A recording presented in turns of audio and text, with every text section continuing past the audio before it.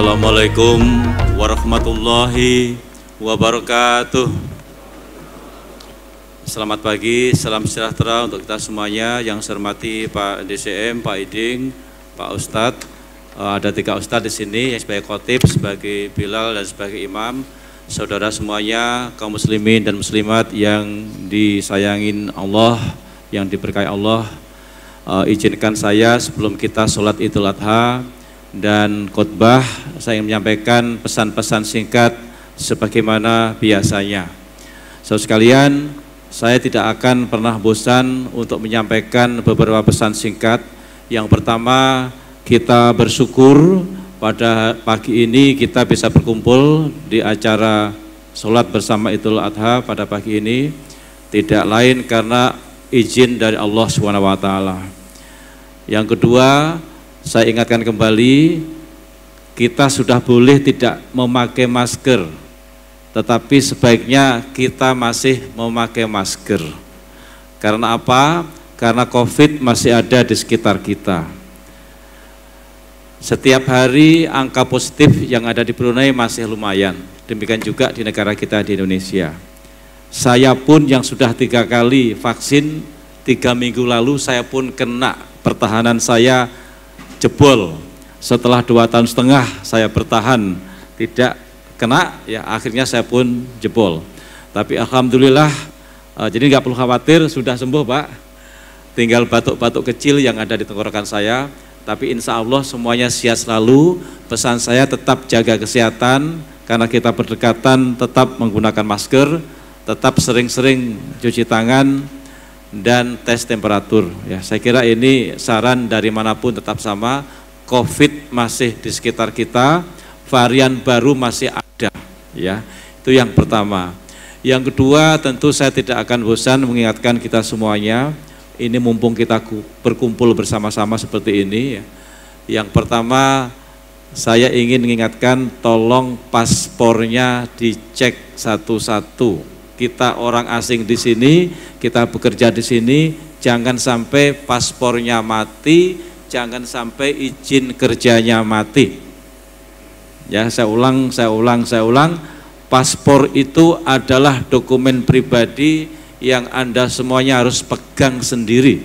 Seperti memegang KTP kalau kita di Indonesia. Paspor adalah surat identitas di luar negeri yang harus kita pegang sendiri. Ya, jangan sampai nanti ada operasi polisi, Anda dicek paspornya sudah mansuh. Ya, jangan sampai masuk penjara gara-gara sudah mansuh. Nah, yang kedua, saya ingatkan juga, Anda sini bekerja semuanya, ya, maka tolong harus punya majikan. Ingat-ingat semuanya, jangan sampai Anda di sini liar tidak punya majikan. Anda harus punya majikan.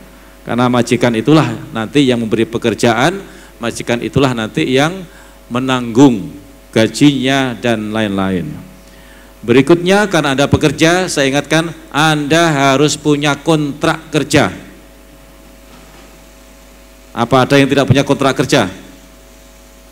Coba dilihat kembali. Anda yang bekerja harus punya kontrak kerja, dan Anda harus paham apa isinya.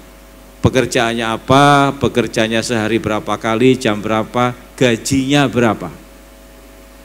Ya, jangan sampai di kontrak ditulis 600 dibayarnya 300. Jangan sampai tulis 1000 dibayarnya 800, atau bahkan ditulis 600 dibayarnya 300. Ya, ini saya ingatkan betul. Pekerjaannya apa harus sesuai dengan kontrak. Banyak kejadian dipanggil ke Brunei untuk bekerja di restoran, sampai di sini menjadi amah.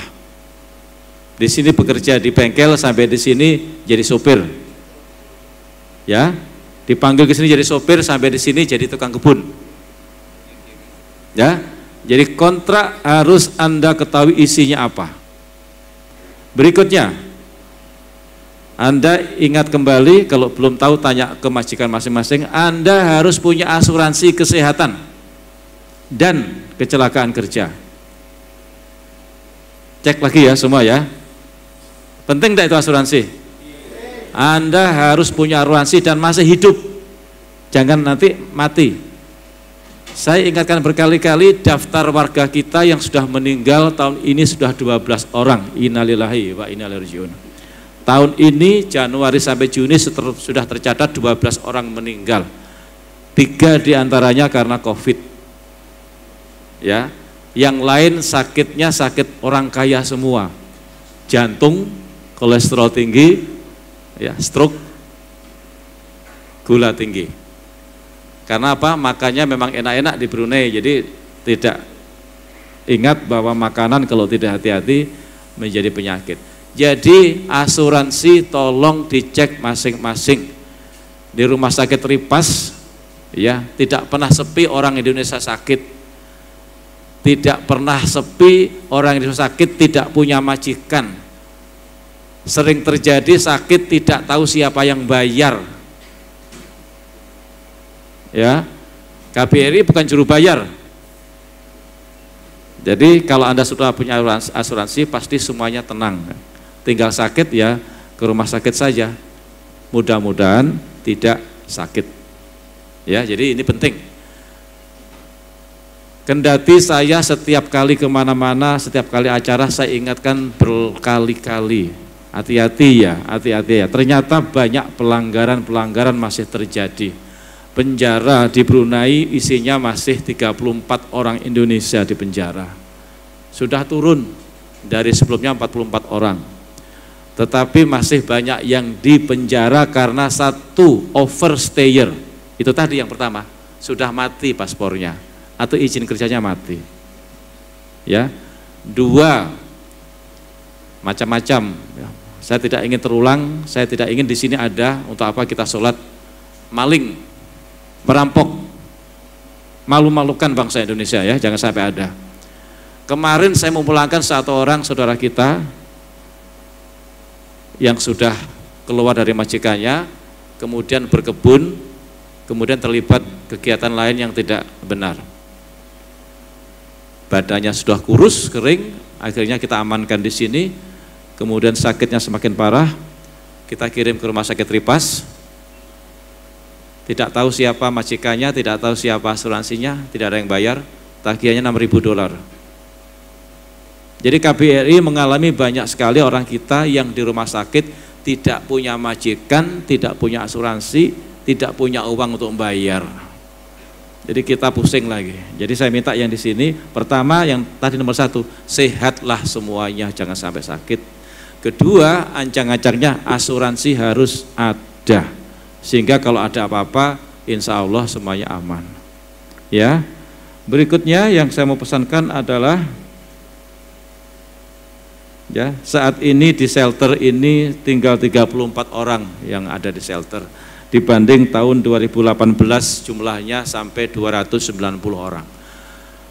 Yang kita tangani semakin sedikit bukan berarti tidak ada atau berkurang. Yang ada, yang mengeluh, yang mengadu masih ratusan orang.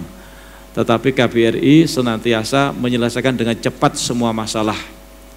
Kita tidak ingin ini penuh, kita tidak ingin penjara di Brunei tambah orang Indonesia, ya, dengan cara kita kerja keras. Dan saya minta kerjasama Anda semuanya, warga kita yang di sini, jaga nama baik Indonesia, ikuti peraturan yang ada, jangan sampai melanggar peraturan apapun. Ya, ini pesan-pesan penting saya, mudah-mudahan dicamkan kembali walaupun saya ulang-ulang setiap kali kegiatan, karena tugas saya adalah mengingatkan jangan sampai Anda terkena sakit, jangan sampai di penjara. Nah, sebelum saya akhiri, selama COVID, program repatriasi dan yang pulang ke tanah air sudah lebih dari 14.000 orang pulang ke Indonesia karena kontrak kerjanya habis. Tetapi dengan fleksibilitas baru di Brunei, yang sudah datang juga sudah semakin banyak. Nah, pesan saya yang terakhir, banyak yang datang ke Brunei menggunakan visa lawatan. Kalau Anda mau kerja di sini, gunakan visa kerja. Di paspornya harus sudah ada izin kerja. Jadi banyak orang-orang mafia di tanah air kita juga di Brunei ini yang mengambil orang sebanyak-banyaknya dengan visa lawatan. Baru sampai di sini diurus visa kerjanya. Anda dicek semua nanti di paspor masing-masing, ada nggak Anda termasuk di kategori ini? Cek ya. Kalau Anda segera urus, itu masuk kategori ilegal. Karena semua orang bekerja sini sesuai peraturan Brunei dan peraturan Indonesia, yang bekerja di sini ya harus jelas paspornya jelas, visanya kerja. Kalau Anda visanya visa lawatan atau visa turis, Anda ilegal. Mau nggak dipersoalkan oleh polisi, ditangkap? Ya, ini saya nggak nakut-nakutin. Ya, saya sudah melakukan komplain ke pihak Brunei, kenapa Brunei masih menerima orang secara ilegal, kenapa masih ada mafia-mafia juga. Dan saya sedang menunggu perjanjian saya bertemu dengan Menteri Dalam Negeri yang membahas juga masalah perburuan. Yang tidak kalah penting ingin saya ingatkan kembali, sampai sekarang Indonesia belum mengizinkan mengirim amah ke Brunei. Tolong disampaikan kemana-mana. Kalau ada, ilegal. Tolong ya, tolong ya. Kenapa? Indonesia dengan Brunei belum tuntas menyelesaikan MOU, perjanjian yang menjamin bahwa semua warga Indonesia yang bekerja di sektor domestik semuanya terlindungi dengan baik. Pemerintah Indonesia sedang mendesak agar gaji para amah dinaikkan dari 350 menjadi 450 minimal, dan itu belum dipenuhi, perjanjian itu belum diteken. Oleh karena itu kita untuk sementara, kami sampaikan ke Jakarta, sementara tidak ada amah ke sini. Walaupun saya tahu setiap penerbangan, setiap datang, saya perhatikan ada juga yang amah ke sini. Itu saya jamin ilegal. Tolong dibantu ya. Ini demi bagaimana KBRI mencoba melayani dan melindungi warga kita. Saya ingin semua warga yang di sini bekerja dengan baik. Dan saya ingin semua yang bekerja di sini dibayar gajinya sesuai dengan kontrak, on time. Jangan sampai Anda digaji dibayarnya setahun sekali atau 6 bulan sekali, ada enggak? Anda harus dibayar setiap bulan. Itulah maka setiap kali saya katakan Anda harus tahu kontrak kerja, isinya harus paham. Ya. Sekian kira-kira dari saya, peringatan-peringatan saya yang selalu saya ulang-ulang. Dan untuk Pak Khotib, Pak Profesor Dr. Syihabuddin Laming, terima kasih nanti akan mengisi acara ini. Pak Imam, Pak Ustadz Harahap, ya, kemudian Pak Ustadz Yasir menjadi Bilal, terima kasih. Mudah-mudahan kehadiran kita semuanya dirahmati oleh Allah Subhanahu wa taala. Ya Rabbal Alamin. Saya tahu di Brunei banyak masjid, tapi Anda melangkahkan kaki di sini. Ini sebuah upaya dan sebuah usaha. Tidak ada lain kecuali mudah-mudahan Allah Subhanahu wa taala yang nanti akan membalasnya. Amin amin ya Rabbal Alamin. Ya, mudah-mudahan setelah ini, setelah kita sholat, kemudian kita mendengarkan khotib berkhutbah, kita bisa bersilaturahim sambil makan atau sarapan seadanya. Kira-kira demikian. Sekali lagi terima kasih. Wassalamualaikum warahmatullahi wabarakatuh. Waalaikumsalam warahmatullahi wabarakatuh. Allahu Akbar, Allahu Akbar.